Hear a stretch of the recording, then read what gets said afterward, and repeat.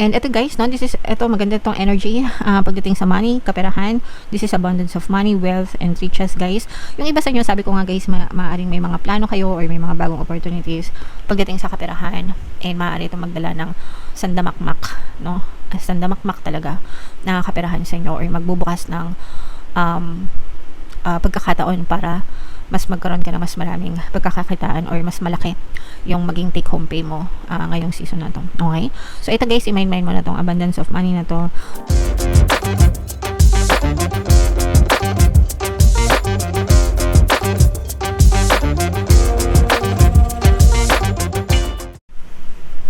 Hello guys, hello Libra, welcome back to Pinay Pixie Tarot. Ang pamagat ng episode natin for tonight is full moon kapalaran para ngayong January to February para sa Libra, Sun, Moon, Rising Sign, and Venus. So yung ating full moon guys, ngayong January ay sa January 3, tapos yung next na full moon naman natin ay sa February 2 mga kapiksi. So ang reading na to ay para sa period na yan, and ang pamagat ng ating full moon ay wolf moon guys. So unahin natin tong deck na to. Ito yung moon message guys, no? Your dreams need a practical plan. So saktong sakto guys, kasi kakatapos ko lang gumawa ng plan ko for 2026 mga kapiksi, and palagi ko nga kayong ini-encourage guys na mag-planning kayo every year mga kapiksi para magkaroon kayo ng progress, 'di ba? Para especially if meron kayo mga specific goals, mag-set kayo ng mga goals, no? Kailangan nyo ng planning, and of course kung ano yung mga necessary actions na kailangan nyong gawin para matupad yung mga plano nyo. And of course guys, it's not just about planning. Kailangan sinasabayan nyo din ng pagkilos, di ba? Syempre, para makita ka ng resulta, and sabayan mo lang dasal and affirmations. And of course, yung pagkakaroon ng positibong mental diet, dapat yung isip nyo palagi naka-align dun sa success ng goals nyo mga kapiksi. Otherwise, kung palagi kayong nega, kinakancel nyo lang, no? Parang binubura nyo lang yung success sa buhay nyo. So yeah, make plans guys for yourself. Kailangan nyo ng plano mga kapiksi. Attune to the moon, write down 10 things that you know are wonderful about you. So isulat nyo guys yung mga magaganda, no, sa magagandang katangian nyo, magagandang characteristics nyo, magagandang aspeto nyo, and i-highlight nyo yun, no? So write 10 things. Masipag ako, mabait ako, diba? Mabait ako, matyaga ako, lahat na what are wonderful about you, diba? And i-highlight nyo yun guys. Imbis na mag-focus kayo sa nega, mag-focus kayo sa positive traits nyo mga kapiksi. Additional meaning nitong card na to, laziness could explain your current situation. If so, change that and own it. So, yung current situation nyo guys, especially kung naghihirap kayo, no? Puro problema kayo, probably dahil sa laziness yan mga kapiksi. Pag sinabing laziness, katamaran, ay naku kapiksi, hindi kaya ako tamad, ang sipag-sipag ko kaya, pero ang hirap pa rin ng buhay ko. So, yung sipag, hindi lang yan sipag sa pagkilos, sipag sa pagdadasal, kasama sipag sa pagkakaroon ng mental diet. Kasi sabi ko nga sa inyo, di ba, masipag kang kumilos, nagdadasal ka nga, masipag kang magdasal, pero yung mindset mo, yung pag-affirm mo, yung focus ng attention mo, ang tamad mong mag-positive thinking, no? Pero masipag kang mag-negative thinking. Kina-cancel mo lang yung effort mo, wala ka talagang makikitang resulta. So yung pagsipag sa pagkakaroon ng mental diet, kasabay yon mga kapiksi. Every single day dapat positive thinking kayo guys, okay? So gawin nyo yung habit na yan. Kapag ka nagawa nyo yung habit na yan guys, kapag ka nasanay na kayo, mga kapiksi, magiging autopilot na yan guys, and puro positive na talaga yung iisipin nyo, promise, no? So yung habit, doon kayo magsimula sa habit of positive thinking guys, okay? So, chasing money doesn't work. You need to chase a dream. Kailangan may dream kayo, may pangarap kayo sa buhay. Kasi yung pera, guys, kapag pera lang yung hinabol nyo, tapos wala naman kayong parang inspiration, di ba? parang walang sense yung paghahabol sa pera. Pero if you chase after your dreams, mga kapiksi, you will feel very inspired and money will follow. Okay? Jealousy or envy create negative energy and attract negativity. So, wag kayong mainggit, guys, sa mga tao sa paligid nyo. Kung sila ay sumasukses, yun ay dahil sa effort nila and sa pagiging masipag nila. So, kung gusto nyo sumakses kayo, guys, maging masipag din kayo. Okay? And more exercise is called for, no? So, kailangan mag-exercise din kayo. Mga kapiksi, saktong-sakto na alagaan nyo din yung inyong kalusugan, Libra. Alright? Okay. So, comment down below if naka-resonate kayo dyan sa message na yan. Shuffle natin to, guys. Hanapin natin yung energy ng moon at saka yung energy ng Libra. Habang sinashuffle ko to, panoorin nyo muna yung video natin regarding sa ating paano mag-manifest ng abundance video course. Kapiksi, sawa ka na ba sa mga struggles at hirap sa buhay mo? Masipag ka ba at masikap sa buhay ngunit hindi ka pa rin umaasenso? Ilang beses ka na bang nag-attempt magnegosyo at mag-invest pero palagi ka pa rin nalulugi? Sa pagkakataon na ito ay maaaring may subconscious beliefs ka na nagiging balakid sa iyong pag-unlad at pagyaman. Introducing, paano mag-manifest ng abundance video course. Dito ay matututunan mong ma-overcome ang mga balakid mo para tuluyan ka ng umunlad, umasenso, sumagana, maging matagumpay, successful at maswerte sa iyong kabuhayan, pera, trabaho, negosyo sa lapi at kaperahan ng bonggang-bongga. Dali, mag-send na ng email sa pinoypixie@gmail.com at simulan na ang iyong pagyaman ngayon.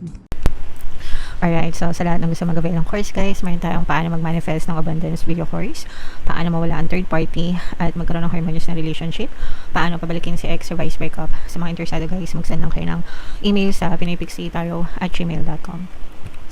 And sa mga naghahanap, guys, ng pampaswerte na lucky charms or lucky bracelet, aventurine, tsaka citrine yung recommended ko. Ito yung mga sample, guys. May makita kayong mga link sa description box. So, Libra, kayo ay na-represent ng Queen of Swords. Ito yung ating moon energy, mga kapiksi. Meron din ditong presence ng another fire sign, Aries, Leo, Sagittarius. For some of you, maaaring may ganyang element kayo sa inyong natal chart, mga kapiksi, or you may be dealing with other signs na may ganyan sa kanilang natal chart. So, unahin natin ito, guys. Merong bagong opportunity na dadating sa inyo sa kaperahan, mga kapiksi. Pwedeng bagong pagkakakitaan, pero yung iba sa inyo, guys, parang hindi kayo masyadong willing na mag-risk, no? Hindi kayo willing na sumugal. And okay lang yun, mga kapiksi, no? Kasi kung, especially pagdating sa investment, guys, kasi syempre hindi nyo naman hindi kayo sigurado, no? Kung saan kayo mag-invest or you don't know how it works, mga kapiksi, dahil ang financial literacy naman ay hindi tinuturo sa eskwelahan, no? Parang sarili mo pagre-research dapat yung about sa finances, about sa investment. So kung hindi kayo, you don't feel safe and you don't feel secure, okay lang na wag kayong mag-invest or wag kayong magtuloy sa mga investment. Pero for some of you, this is a good opportunity na maaaring may dumating sa inyo pagdating sa kaperahan. Yung iba, guys, parang may chance na mag-abroad, lumipad ngayong parang bibigyan kayo ng pagkakataon, no? Bibigyan kayo ng pagkakataon na mag-abroad, mga ibang bansa, or lumipat ng ibang lugar pagdating sa trabaho nyo. Pero syempre, guys, pag-isipan nyo muna, no? Mabuti kung gusto nyo ba talaga mag-abroad, kung gusto nyo ba talagang lumipat ng kumpanya, lumipat ng trabaho, diba? Kasi may mga pros and cons din yan, guys. So, basta ready kayo, push nyo lang, pero kung hindi kayo ready, pag-isipan nyo muna mabuti, mga kapiksi. Alright? And ito naman, guys, is pagdating sa relationship, nakikita natin na very harmonious din yung relationship nyo sa inyong mga partner or specific person. Yung communication nyo, guys, no? Maganda yung communication nyo sa inyong mga person, mga kapiksi. And palagi din kayong iniisip ng person nyo, guys, no? It's either, pag iniisip nyo sila, guys, iniisip nila kayo, okay? So, kung gusto nyo isipin nila kayo, isipin nyo sila. Pero dapat iniisip nyo sila in a positive way. guys. Kasi kung negative yung iniisip nyo tungkol sa kanila, negative din yung iniisip nila tungkol sa inyo. Alright? And, pampabalisa, no? Pampabalisa, subliminal, super effective. Kung gusto nyo isip-isipin kayo ng person nyo, palagi nyo lang yung pakinggan, mga kapiksi, para hindi kayo maalis sa isip nila. Super effective, guys. Libre lang yan dito sa ating YouTube channel. Okay? Alright. Okay, so ito guys, medyo mag-ingat kayo. Ito yung babala, mga kapiksi. This is a very deceptive energy, guys. Ibig sabihin nito, mga manloloko, sinungaling, scammer, guys. Ayan, so medyo sasakit ang ulo nyo. Ito yung babala, no, na baka ma-scam kayo. So, 2026 na, mga kapiksi, kaya dapat nag-iingat na kayo sa mga scammer, guys, okay? Kasi kapag ka na-scam, mahirap, mga kapiksi, masakit sa ulo, guys, okay? And, dapat mas matalino kayo kaysa sa mga scammer. So, mag-iingat kayo sa mga transaction nyo, especially online, guys, sa mga messages na na-receive nyo, sa mga link, huwag kayo basta-basta mag-click. Ingatan nyo yung mga websites na pinupuntahan nyo. Baka may mga nai-install na pala yan sa PC nyo na mga kung ano-anong parang mga yung natatrack na monitor, no, yung mga account nyo. So, medyo mag-ingat kayo. Baka nahahack na pala kayo, nananakawan na kayo, mga kapiksi. Alright? And ito guys, no, ito maganda itong energy pagdating sa money, kaperahan. This is abundance of money, wealth, and riches, guys. Yung iba sa inyo, sabi ko nga guys, maaaring may mga plano kayo or may mga bagong opportunities pagdating sa kaperahan. And maaari itong magdala ng sandamakmak, no? Sandamakmak talaga na kaperahan sa inyo, or magbubukas ng pagkakataon para mas magkaroon ka ng mas maraming pagkakakitaan or mas malaki yung maging take home pay mo ngayong season na to. Okay? So, ito guys, i-mind mo na tong abundance of money na to, wealth and riches, mga kapiksi. So, yung mga magaganda guys, i-mind nyo na sa comment section. And bubunot lang tayo ng isa pang card. Ito naman, love message, guys. Isisingit natin yung mga love messages, love energy tuwing reading. Kasi guys, binabala ko na siyang alisin yung love reading natin every month.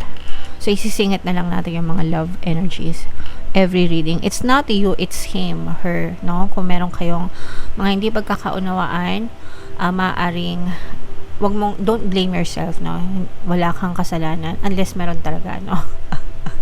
Sila yung may kasalanan, mga kapiksi. So, don't be too hard on yourself sa relationship. Actually, guys, pagdating sa relationship, palaging 50-50 naman yan. 50% sa'yo, 50% sa kanila, di ba?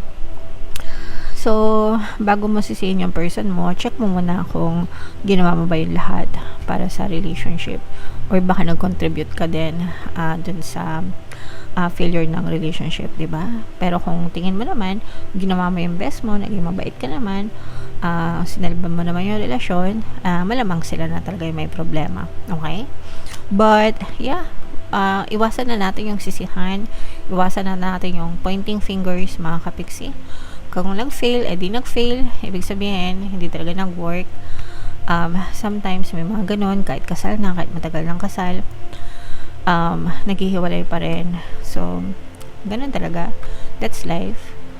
Anyway, yan ang inyong reading, guys. Happy New Year, Happy 2026 sa inyo. Ito yung ating first reading para ngayong taon. So, comment down below if naka-resonate kayo dyan. Ito yung ating 2026 kapalaran, guys. Ito naman yung ating success stories ng paano mag-manifest ng abundance with yung course. Click here to subscribe, guys. Thank you for liking, sharing, and subscribing. See you next time. I love you all. Have a nice day. Bye-bye.